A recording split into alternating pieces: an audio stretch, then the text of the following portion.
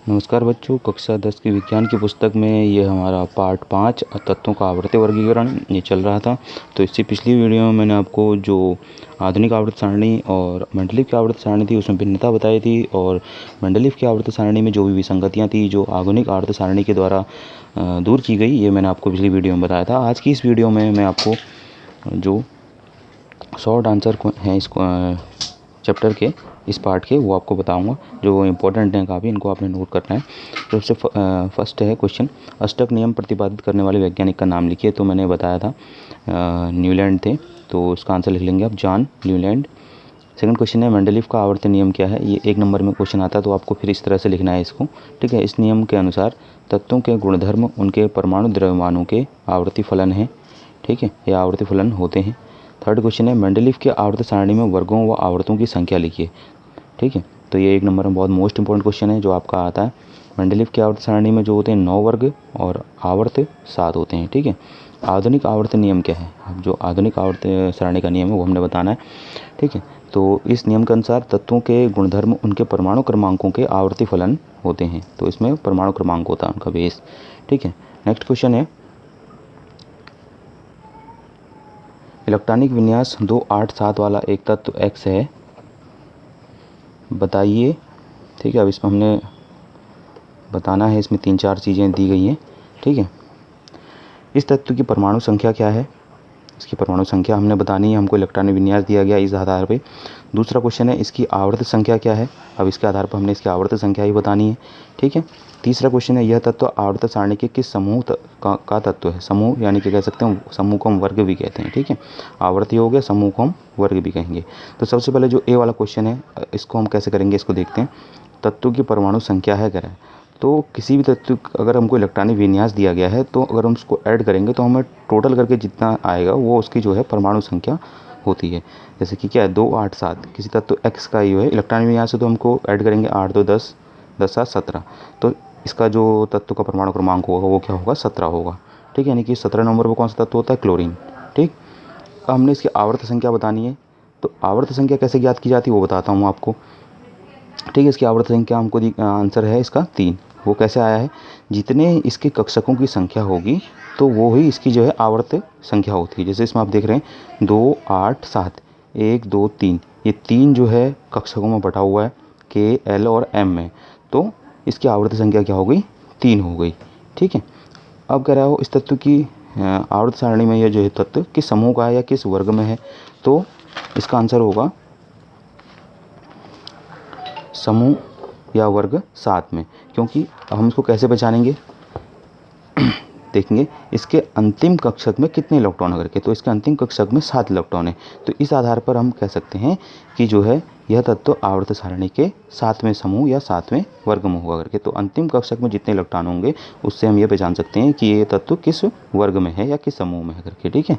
और अगर हम कक्षक पहचान लेंगे तो उससे आवर्त संख्या पता चल जाती है। और अगर वर्ग पहचानेंगे कैसे, जब उसके अंतिम कक्षक में जितने इलेक्ट्रॉन होंगे तो उससे हम ये पहचान लेंगे कि ये किस वर्ग में है करके, ठीक है।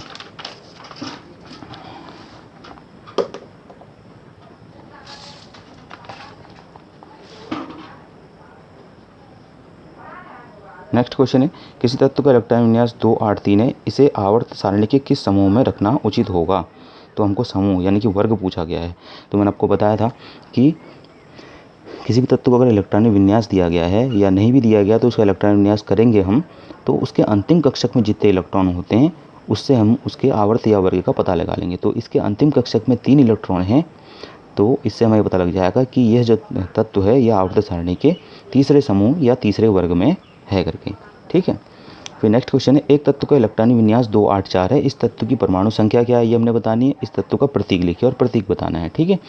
तो तत्व की परमाणु संख्या ज्ञात करने के लिए मैंने आपको बताया इलेक्ट्रॉनिक विन्यास को ऐड कर लेते हैं हम, कितना हो गया, 8, 2, 10, 4, 14, तो तत्व की परमाणु संख्या क्या हो गई, 14 हो गई, ठीक है। और 14वें नंबर पे हमारा जो तत्व आता है वो होता है सिलिकॉन, क्योंकि सोडियम 11वें पे आया, 12वें मैग्नीशियम, 13वें पे एल्यूमिनियम और 14वें पे क्या आ गया, सिलिकॉन आ गया। तो ऐसा ही हमने खाली प्रतीक लिखना है, तो इसका ऐसा ही करके इसका प्रतीक लिख लेंगे हम, ठीक। फिर नेक्स्ट क्वेश्चन है, उत्कृष्ट गैसों की खोज किसने की।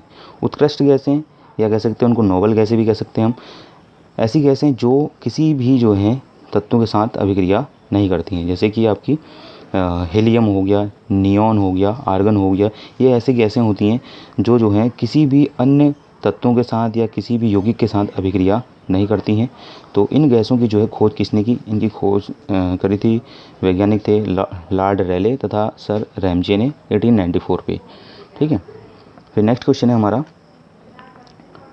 उस तत्व का नाम तथा परमाणु संख्या बताइए जिसके परमाणु का इलेक्ट्रॉनिक विन्यास 281 है।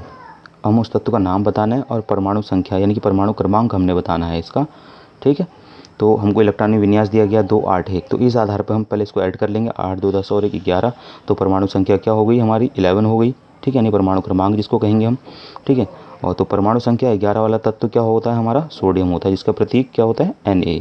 ठीक है, फिर नेक्स्ट क्वेश्चन है, उस तत्व का नाम तथा परमाणु संख्या बताइए जिसका परमाणु का इलेक्ट्रॉनिक विन्यास 287 है। तो इसमें भी हमने जो है तत्व का नाम और परमाणु क्रमांक बताना है या परमाणु संख्या बतानी है जो हमको ये इलेक्ट्रॉनिक विन्यास दिया गया है इस आधार पे। तो इसको हम पहले ऐड कर लेंगे, 2 8 2 10 10 7 17। तो इस तरह से हमको जो है इस तत्व का क्या मिल जाएगा? परमाणु संख्या या परमाणु क्रमांक मिल जाएगा 17। तो परमाणु संख्या 17 या परमाणु क्रमांक 17 वाला जो तत्व होता है वो होता है हमारा क्या? क्लोरीन होता है, Cl। तो इसके लिए आपको कम से कम 30 तक तत्व तो याद होने चाहिए। ठीक है, जो हमारे आवर्त सारणी के होते हैं। ठीक है, जिसके आधार पर आप आसानी से पता लगा लेंगे कि कौन सा तत्व है, उसको आप पहचान पाएंगे। ठीक है, इसलिए आपको इसको हाइड्रोजन से लेकर कम से कम 20 कैल्शियम तक तो याद ही करना है। उसके अलावा उससे जो है 30 तक का, ठीक है, जिंक तक भी इसको आप आसानी से याद कर लेंगे। ठीक है, अब इसके बाद जो इसका आगे के क्वेश्चन आंसर्स हैं, ठीक है, उनको मैं आपको नेक्स्ट वीडियो में बताऊँगा।